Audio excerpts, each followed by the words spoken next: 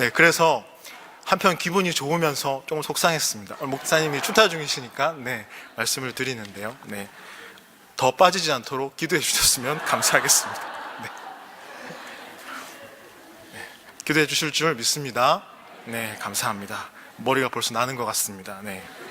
저희가 이제 1월이 다 지나갔거든요. 그리고 이제 2월 첫째 주 예배가 되었습니다. 우리 1월 와중에 1월을 보내면서 신년 예배를 통해서 함께 기도했던, 뜨겁게 기도하고 함께 말씀을 나눴던 시간들이 있었습니다.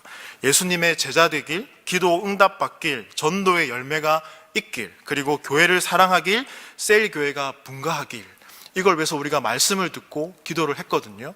그리고 우리 교회 표어가 혹시 뭔지 아십니까? 네, 먼저 그의 나라와 그의 의를 구하라입니다. 이 모든 것들이 하나와 연관이 되어져 있는데요. 그게 뭐냐면 바로 기도입니다. 우리가 하나님을 더 이해하고 알아가는데 없어서는 안 될 신앙생활함에 있어서 가장 중요한 게 있다면 바로 기도가 아닐까 생각이 됩니다. 우리가 너무나 잘 알고 있거든요. 저는 오늘 우리가 너무나 잘 알고 있지만 좀 놓치고 있는 게 있는 이 기도에 대한 내용을 오늘 본문 말씀을 통해서 나누고자 합니다. 옆 사람에게 한번 인사해 보겠습니다. 당신을 위해 기도하겠습니다. 네. 성함이 어떻게 되시지요? 이렇게 한번. 네.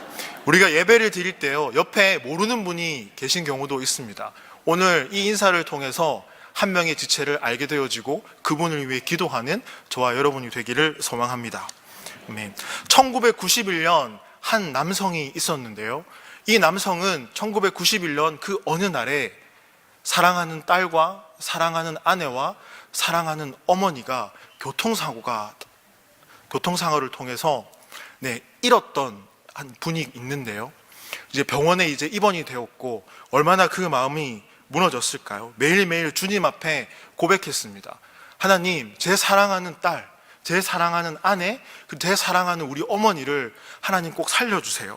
하나님 정말 살려주십시오 라고 기도해 나갔지만 하루하루 시간이 지날 때마다 그 마음이 무너져 갔습니다. 하나님을 믿지만, 낫게 해주실 거라는 사실을 믿지만 그 남성이 마주한 현실은 정말 가슴이 아팠습니다. 이분은요, 바로 제럴드 시처라는 교수님이자 목사님입니다. 이 교수님은요, 자신이 경험한 이 사건을 꽤 오랜 시간이 지난 뒤에 그 아픔과 그 경험들을 나누고자 해서 한 권의 책을 쓰게 됩니다. 그 책의 제목은요, 하나님이 기도에 침묵하실 때라는 책입니다. 하나님이 기도에 침묵하실 때. 기도가 되지 않을 때가 있으시죠? 아무도 없으신가 본데요. 제가 없는 것 같은데, 네. 기도하고 싶지 않을 때가 우리 한 번씩 있지 않으세요? 마음이 무너지면 기도가 잘 되지 않습니다. 마음이 무너질 때부터 우리 마음 가운데에 평안이 우리 마음에 찾아오기보다 낙심과 아픔이 우리 마음을 계속해서 두드립니다. 그래서 기도하기가 참 쉽지가 않습니다. 그런데 그런 상황 가운데서 이 제럴드 시처 목사님은 스스로에게 물었습니다. 지금 사랑하는 아내와 딸과 어머니가 교통사고를 통해서 언제 죽을지 모르는데 하나님이 낫게 해주실까? 그런 상황 가운데서 스스로에게 물었습니다. 정말 내가 기도하면 내 사랑하는 어머니와 딸과 아내가 나을까? 계속해서 이렇게 기도했다고 합니다.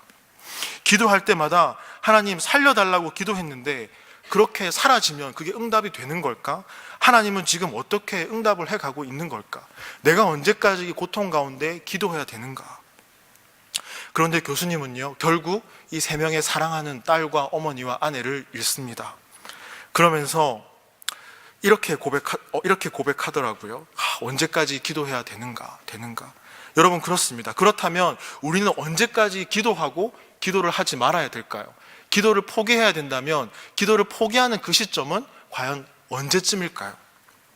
사랑하는 가족을 잃고 하나님 앞에 기도했지만요, 사랑하는 새 딸과 아내와 그리고 어머니를 잃었던 이 목사님은요, 교수님은 이렇게 책에서 고백했습니다. 기도를 하지 말아야 할 이유가 없는 한 우리는 계속해서 기도해야 된다. 기도를 하지 말아야 할 이유가 없는 한 계속해서 기도해야 된다. 상황이 어떠하든지 끝까지 기도해야 된다. 포기하지 않고 기도해야 된다. 어떻습니까? 이 말에 동의가 되십니까? 상황에 휘둘리지 않고 내 감정에 휘둘리지 않고 포기하지 않고 기도한다는 것, 그래서 정말 쉽지 않은 길입니다. 그럼 이렇게 우리가 물을 수 있습니다. 교수님이니까, 목사님이니까, 믿음이 그렇게 좋아 보이는 당신이니까 그렇게 할 수 있는 거 아닙니까? 그런데요, 교수님은 우리에게 이렇게 책에서 말을 하더라고요. 우리가 마음을 지키기 어려운 상황을 마주할 수 있습니다. 그 가운데에 누구도 위로해주지 못하는 상황 가운데 갈 수 있습니다. 그렇게 낙심하고 아픔을 경험하는 그 자리에 갈 수 있습니다.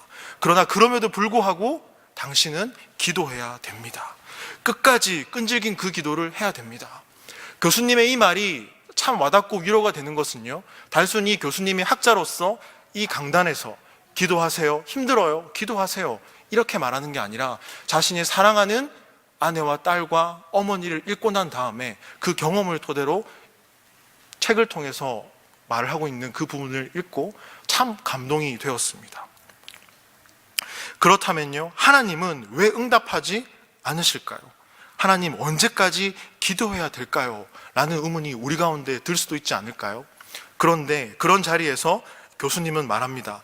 끈질긴 기도, 포기하지 않는 기도, 하나님 앞에 끝까지 구하는 기도가 주는 유익이 있습니다. 그게 뭐냐면요, 첫 번째로 우리를 거듭 하나님께 나아가게 한다는 사실입니다.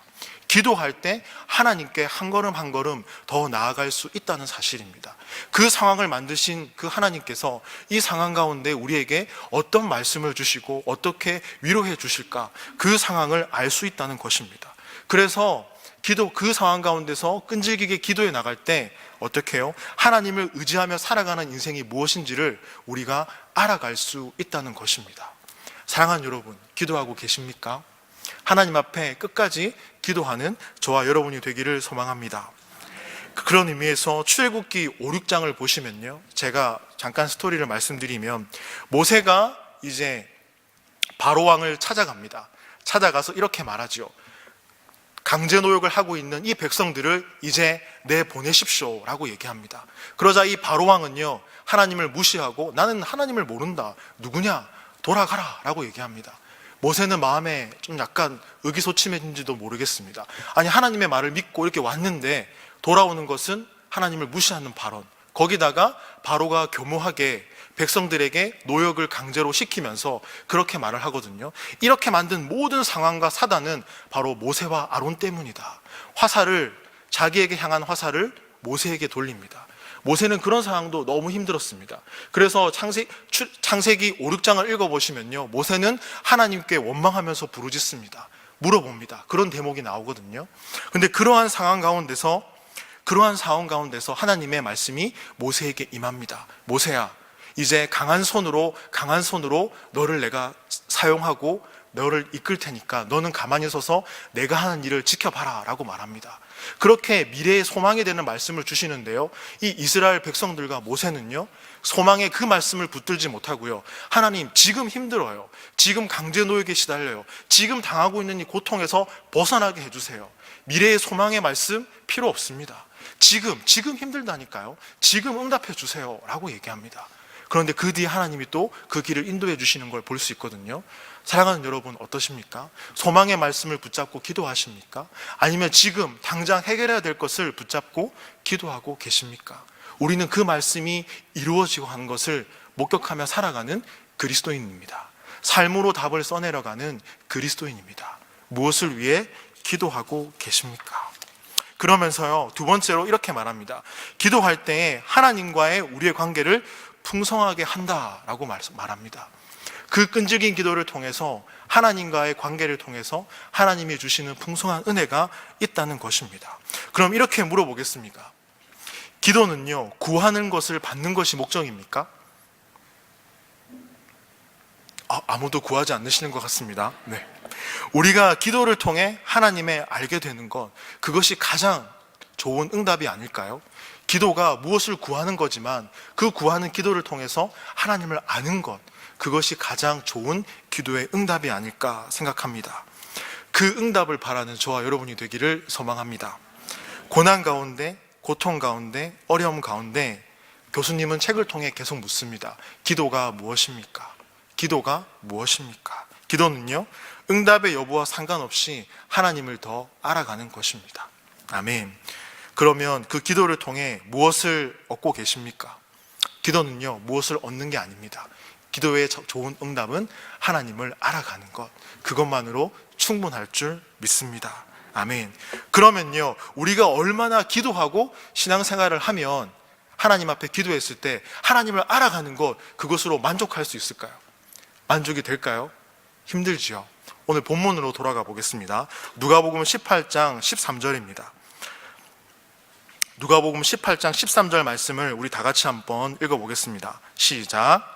세리는 멀리 서서 감히 눈을 들어 하늘을 쳐다보지도 못하고 다만 가슴을 치며 이르되 하나님이여 불쌍히 여기소서 나는 죄인이로소이다 하였느니라. 아멘. 여기 보시면요, 세리가 예수님을 향한 기도가 담겨 있습니다. 하나님이여 불쌍히 여기소서 나는 죄인입니다. 하나님의 아들 예수님, 나를 불쌍히 여겨 주십시오. 이 문장을 한 단어로 줄이면 어떻게 될까요?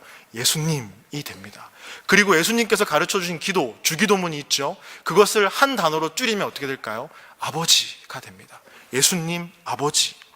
그래서 우리는 기도할 때요, 무엇을 기도할지 고민하지 않아도 됩니다. 복잡한 문장, 꾸미는 문장이 필요 없습니다. 두 단어면 됩니다. 예수님 아버지. 저도 기도가 되지 않을 때, 오늘 청소년부 교사회도 나눴지만 기도가 되지 않을 때 아버지, 예수님, 이 두 가지만 얘기해도 하나님 앞에 시간이 흘러가더라고요. 그런 경험들이 있으시죠? 기도는 어렵지 않습니다. 그럼 그렇다면 우리가 왜 기도할까요? 기도의 핵심이 있다면 그게 뭘까요? 그 구하는 것일까요? 구하는 것을 얻는 것, 그게 기도의 핵심입니까? 아니라는 사실입니다. 기도의 핵심은요, 바로 기도를 통해서 예수 그리스도를 만나는 것입니다. 기도는요, 예수님을 만나는 통로입니다. 기도할 때 하나님을 더 알게 되고 하나님을 만나게 된다는 사실입니다. 제럴드 시처 목사님은 책에서 이렇게 말합니다. 가장 좋은 응답이 하나님 자신이다 라는 사실입니다. 믿으십니까? 아멘. 그렇습니다. 여러분, 우리는 기도할 때요, 우리의 필요를 얻는 것도 중요하지만 그것보다 기도를 통해 예수님을 더 알고 만나는 저와 여러분의 삶이 되기를 소망합니다. 아멘. 그러면요, 어디서부터 우리는 기도해야 될까요? 기도의 시작은 무엇일까요? 그것은요, 바로 구하는 것부터 시작합니다. 예수님은 기도를 가르쳐 주셨죠. 구하라, 찾으라, 두드리라, 그러면 주실 것이요. 대부분 구하는 기도에서 멈추기 때문에 기도의 응답이 되지 않는 경우가 참 많습니다. 우리는요, 구하는 기도를 통해서 하나님이 우리에게 응답해 주시는 그 응답을 경험해 갑니다. 저도 오늘 그런 교사회 때 그런 얘기를 잠깐 나눴는데요, 가지고 싶은 게 있으면 기도했던 적이 있습니다. 일부러 아내가 들으라고요, 어떤 제품이 이렇게 가지고 싶습니다 라고 이렇게 했던 게 있거든요. 참 목사인데 좀 부끄럽습니다. 네. 그리고 배우자를 위해서 기도할 때도 참 많았습니다. 하나님, 이런 생각들이 있는 자매, 이런 생각들이 있는 분과, 여성과 자매와 결혼하고 싶습니다 라고 말합니다. 그 응답되지 않은 것도 있지만 응답된 것도 더 많습니다. 그럼에도 불구하고 하나님은 지금 가장 좋은 배필을 저에게 주셨습니다. 많은 것을 통해 응답해 주셨죠. 네, 맞습니다. 지금이 같이 예배드린 자리에 있기 때문에, 네, 가장 좋은 배필을 주셨습니다. 네, 맞습니다. 아닙니다. 있기 때문이 아니라요. 맞습니다. 가장 좋은 배필을 하나님은 주셨습니다. 그렇습니다. 우리는 이렇게 구하는 기도를 통해서요, 하나님의 마음을 알아갑니다. 하나님이 우리의 응답에 기도하시는 그 하나님을 경험해 갑니다. 그러면서 제가 서두에 말씀드렸잖아요. 우리는 삶으로 답을 써내려가는 사람들이라고요. 그렇습니다. 그렇게 기도하고 끝까지 두드리게 되면 기도와 삶이 일치하는 그 자리에 서 있게 됩니다. 얼마나 복된 자리입니까? 그 자리를 사모하는 저와 여러분의 삶이 되기를 소망합니다. 예, 오늘 본문에 보면요, 여리고입니다. 여리고에서 한 소경이 소문을 듣게 됩니다. 어떤 소문요? 바로 예수님이 이곳에 온다는 소문을 듣게 됩니다. 그는 눈이 보이지 않습니다. 그 소문을 듣게 됩니다. 그러자 그는 주변의 궁중들이 예수님이 오신대 이런 상황 가운데서 그는 이렇게 부르짖습니다. 다윗의 자손 예수여, 나를 불쌍히 여기소서. 눈이 보이지 않거든요. 예수님, 나를 좀 불쌍히 여겨 주십시오. 나를 좀 불쌍히 여겨 주십시오. 그러자 주변에 눈을 뜬 많은 군중들이 이렇게 얘기합니다. 조용히 해, 시끄러워. 조용히 해, 시끄러워. 무슨 말이 그렇게 많아. 핀잔을 막 줍니다.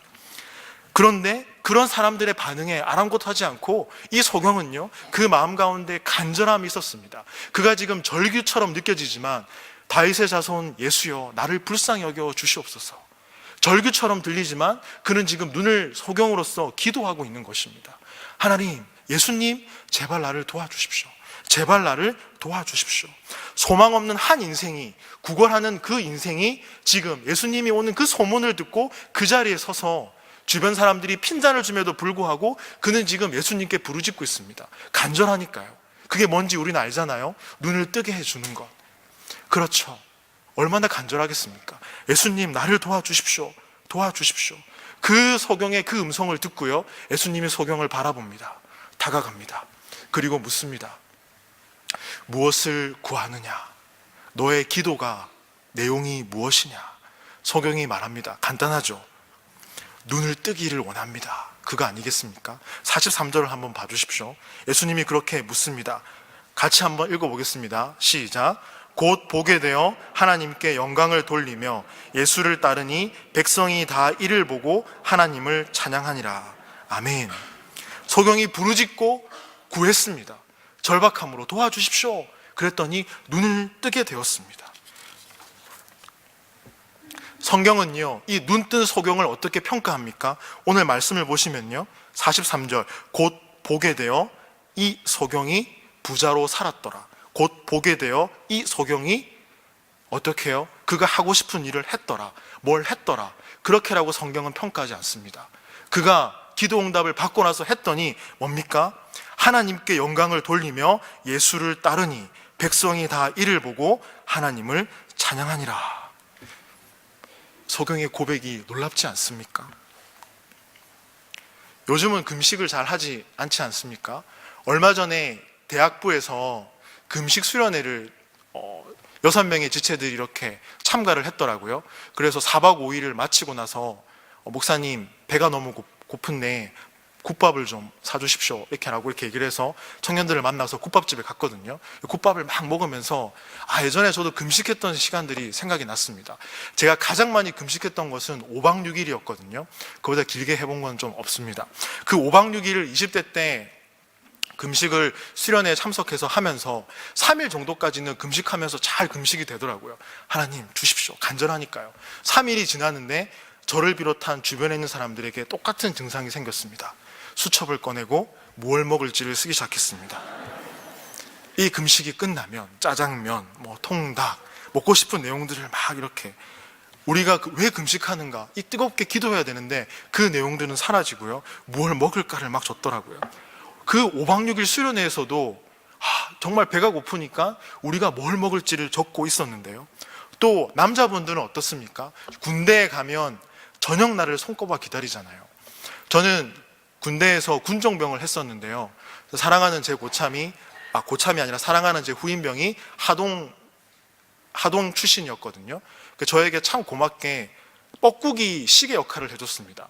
저녁이 100일 남았을 때 빠빠빠빠빠빠빠빠빠빠빠 팔 딱 울리면 이 친구가 제 귀에 대고 장승매 군장님, 저녁 100일 남았습니다. 축하드립니다. 다음날 99일 남았습니다. 축하드립니다. 이러더라고요. 제가 시키지 않았습니다. 전 군정이었거든요. 네, 그래서 아무튼 그렇게 축하해 주니까 저녁이 99일, 98일 진짜 손꼽아 기다려지더라고요.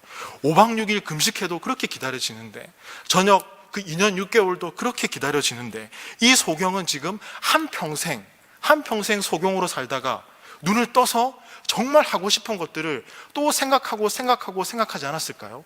구걸하는 그 인생이지만, 소망 없는 인생이지만 그 자리 가운데서 그는 생각했을 것입니다. 내가 눈을 뜨면 이것도 하고 저것도 하고 무엇도 하고 싶다 그런 계획들을 정 많이 세웠을 텐데, 그는요, 눈을 뜨고 예수님을 만나고 성경은 무엇을 했다고 평가합니까? 바로 하나님께 영광을 돌리며 예수를 따랐다라고 평가합니다. 다윗의 자손 예수여, 나를 도와주십시오. 그 도움을 받고 응답을 받고 이제 하나님의 제자로서의 삶을 살아가겠다라고 지금 고백하고 있습니다. 그러면요, 오늘날 이런 분들이 많이 사라져가고 있는 것 같습니다.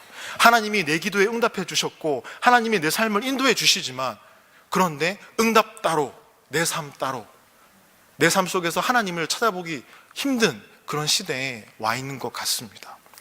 이찬수 목사님이 설교 와중에 이런 말씀을 하셨거든요. 그 교육자들을 모아놓고 교육을 할 때, 오늘날 믿음의 증거를 아무리 들이대도 성도님들은 하나님이 살아계심을 모릅니다.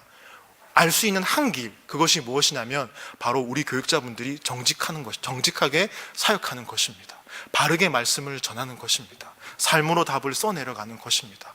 목사님이 말씀을 가르칠 때 그 말씀을 믿고 나아가는 것입니다 라는 말을 했습니다. 기도 응답받는 우리라면 기도 응답을 받아가고 기도를 구하는 저 역시 마찬가지죠. 그 하나님을 바라보는 저와 여러분의 삶이 되기를 소망합니다. 그렇습니다. 하나님께 나아가는 자리를 사모해야 됩니다. 기도하는 자리, 찬양하는 자리. 믿음은 삼각형이다 라는 말씀을 들어보셨습니까? 믿음은, 한번 따라해 보시겠습니까? 믿음은 삼각형이다.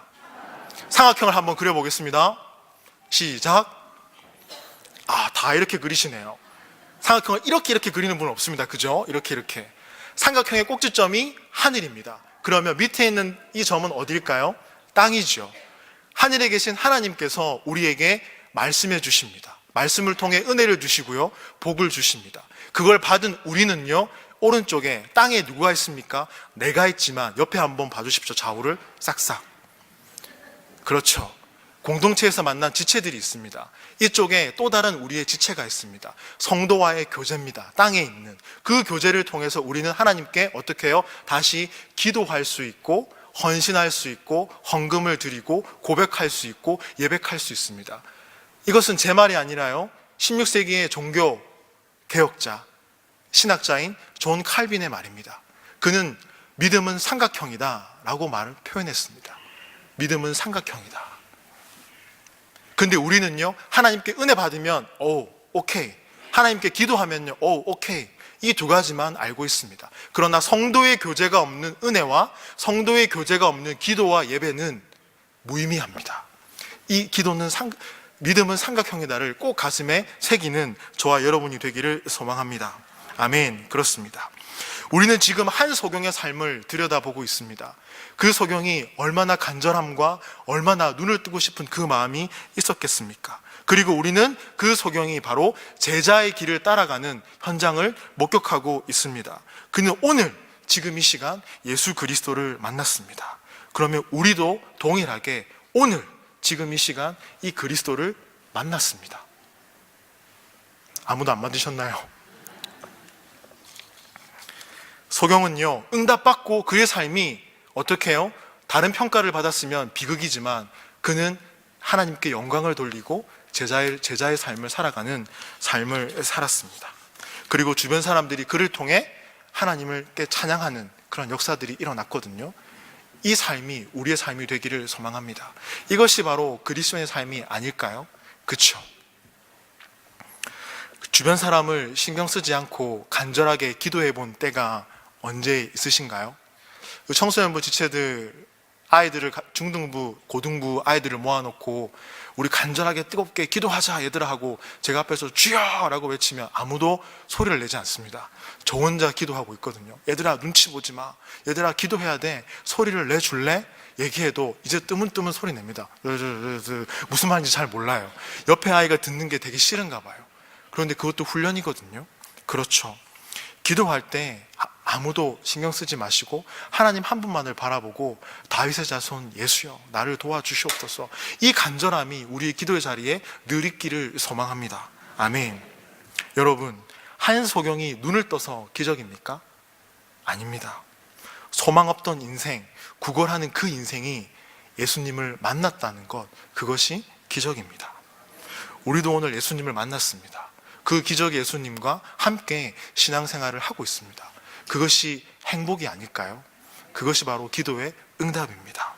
그래서 어떤 상황 속에서도 예수 그리스도를 바라보는 저와 여러분의 삶이 되기를 소망합니다.